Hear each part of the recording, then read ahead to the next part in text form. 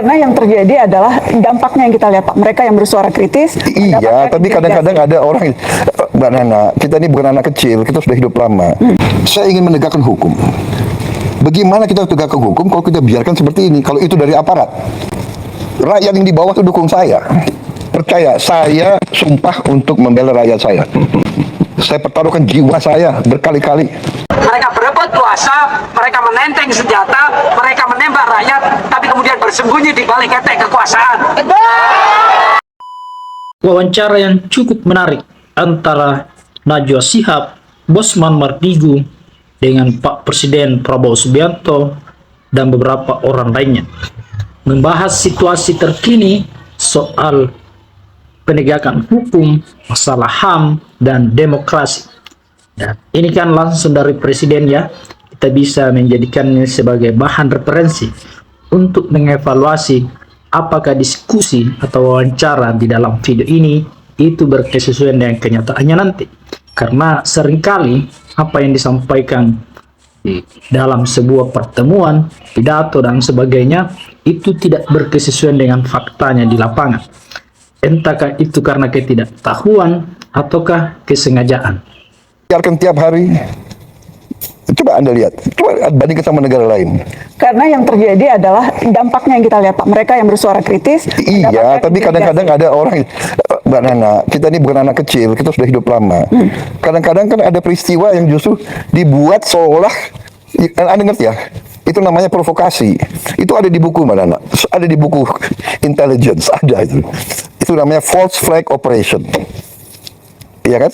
Melakukan aksi teror seolah yang lakukan orang Palestina, tapi yang lakukan bukan orang Palestina, yang lakukan Mossad. Itu terjadi. Betul. Ada paham ya? Ya. Jadi sama juga ini. Ini mau mengarah bahwa rezim kita otoriter. Ya. Jadi perlu memang kita cermati jika ada sebuah peristiwa, kita tidak boleh menjustifikasi begitu saja, karena terkadang apa yang terjadi itu hanyalah sebuah permainan yang misalnya ingin memprovokasi, maka digunakanlah seolah-olah aparat pemerintah yang melakukan kegaduhan, atau seperti yang terjadi saat ini pada Andri Yunus. Diduga kuat yang melakukan itu adalah yang berseragam. Dalam hal ini dugaannya adalah TNI. Itu seolah-olah bahwa ini perintah dari atas. Ya, pada akhirnya mengarah pada pucuk pimpinan, yaitu presiden. Padahal bisa saja maksudnya tidak seperti itu. Apa yang terjadi bisa saja hanya untuk membuat framing bahwa presiden itu otoriter, sehingga kredibilitas kepercayaan masyarakat terhadap presiden bisa menurun, sehingga pada akhirnya bisa digulingkan. Dan yang melakukannya, kalau begini kronologinya, itu bukan presiden tapi pihak lain. Jadi perlu memang hati-hati melihat sebuah persoalan, dan kita dengar langsung dari Pak Presiden bahwa beliau juga tidak setuju dengan cara-cara seperti itu, dan dia paham bahwa ini bisa saja maksudnya adalah untuk mendiskreditkan presiden di mata publik. Aktivis kontras, Pak, bernama Andri Yunus, disiram air keras, mengalami luka serius. Luka bakar hampir 20%. Kornea matanya sebelah kanan juga rusak. Kapolri sudah mengatakan mendapatkan instruksi langsung dari Pak Presiden untuk mengusut kasus ini, dan saya juga ingin mengutip Menteri Koordinator Hukum, Menteri Bapak Pak Yusril, Komnas HAM, Komisi 3 DPR, semuanya menilai ini bukan sekedar tindak kriminal, Pak Presiden, tetapi ini serangan terhadap demokrasi, serangan terhadap pembela HAM. Saya ingin tahu posisi Bapak, apakah setuju dengan penilaian itu, Pak? Ya pastilah. Ini terorisme, ya kan? Tindakan biadab, harus kita kejar, harus kita usut. Harus kita usut. Sampai ke bukan hanya pelaku lapangan, tapi apakah siapa yang nyuruh, siapa yang nyuruh, siapa yang bayar.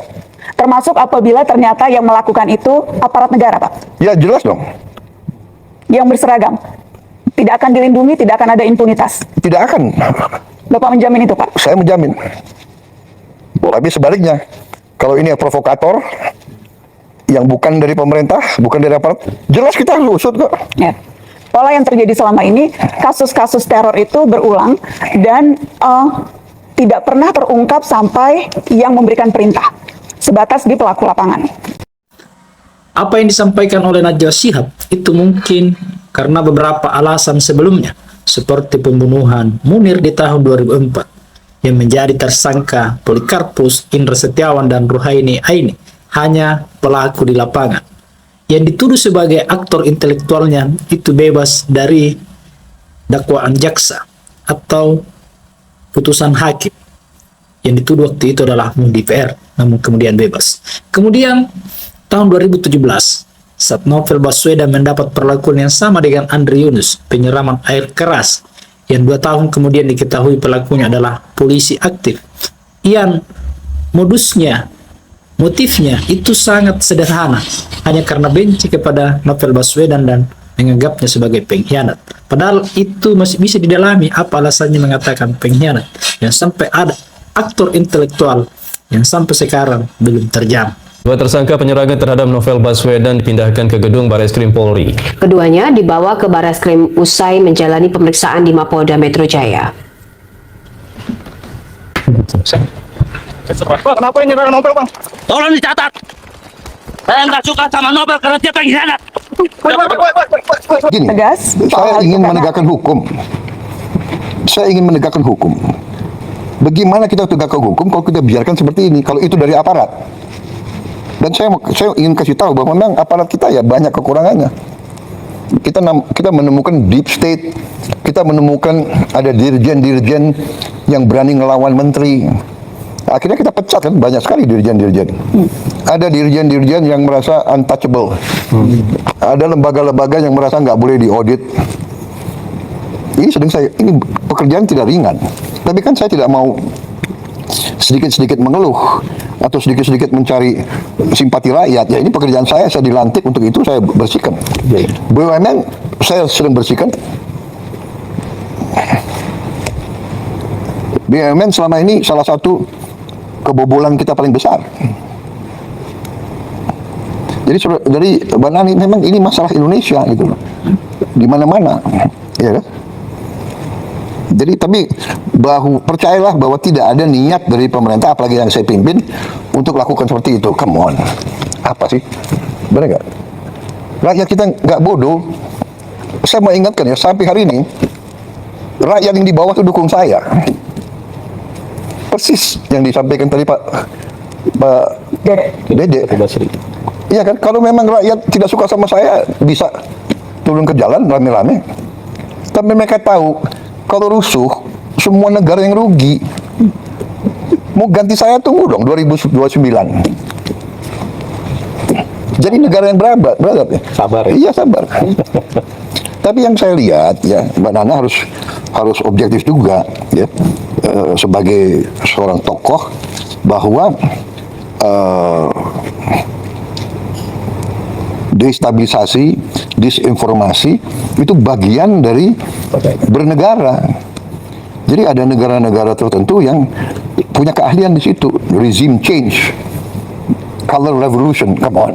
Masa Anda nggak pernah baca, nggak pernah lihat, ya kan? Asia Tengah. Apakah Bapak membaca kritikan-kritikan yang dilontarkan baik oleh pengamat yang Bapak sebut tidak patriotik seperti tadi pertanyaan Mbak Eno, atau dari orang-orang yang memang selama ini kritis terhadap pemerintah, itu semuanya bermuara pada keinginan untuk regime change, Pak Presiden? Tidak semuanya, saya tidak pernah katakan semuanya. Sebagian Tapi ada, oh jelas ada. Jadi begini. Bagaimana Bapak membedakan itu, Pak? Mana yang menurut Bapak memang ini sudah keluar jalurnya, sudah Ya, saya ingat begini. istilah Bapak makar waktu dulu bulan Agustus ada demo, dan mana yang memang ya ini sesuatu yang, Ya kan, yang wajar. Jelas waktu Agustus ya jelas makar, dia mau bakar gedung DPR, Kantor Gubernur. kantor gubernur, institusi pemerintahan mau dibakar, dia semakar, bikin kerusuhan, bawa bom molotov, ya kan? Tidak ada alasan yang ribut soal bom molotov. banyak yang Ada yang protes nggak? menyampaikan, banyak Pak yang Jujur lah. protes, banyak yang Ya, come on, sudahlah. Banyak yang protes. Jujur, buka rekam jejaknya, rekam digitalnya. Tetapi Untuk dalam ya, tahun satunya kita cukupkan dulu ya. Enggak, biar aja. Biar aja, ayo silakan. Oh, iya, kata silakan. Bapak Presiden Ya, biar ya, ya. biar Oh itu. iya, nggak apa-apa. Ini kesempatan Dalam- bagi saya jawab. Nih, Boleh nggak? tarik. Betul, Pak. Oh iya. Terima kasih kesempatan. Ada yang ribut nggak soal bom molotov? Banyak, Pak, yang- Aduh, Banyak come yang on, ribut. nggak, you nggak objektif. Banyak yang Nggak ada. Bapak, Ada yang ribut nggak gedung DPR mau dibakar? Banyak, Pak. Pemberitaan come media on. juga banyak soal itu. Nggak ada itu. Pemberitaan media banyak soal itu. Sedikit. Banyak yang mengecam. Ya, saya hormati itu, silakan. Tapi begitu bakar-bakar itu kriminal. Ya. Tapi kenyataannya Pak, ratusan yang ditangkap kemarin itu kebanyakan justru mahasiswa. Ada satu penelitian yang menyebut terbesar sejak zaman reformasi penangkapan yang terjadi pada mahasiswa dan aktivis, Pak. Tetapi provokatornya atau siapapun yang bertanggung jawab, aktor yang menyuruh dan sebagainya itu tidak pernah terungkap, alih-alih dibawa ke pengadilan, Pak Presiden. Ya, itu tantangan kita harus cari.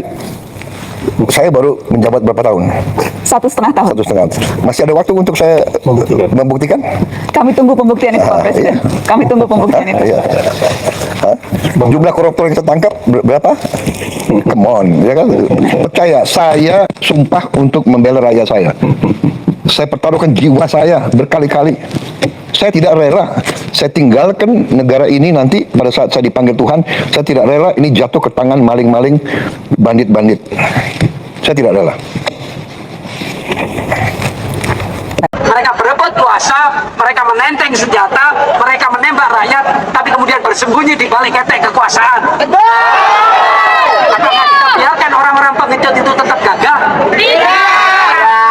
Saya kira tidak. Mereka gagal untuk gagah. Mereka hanya ada di baju.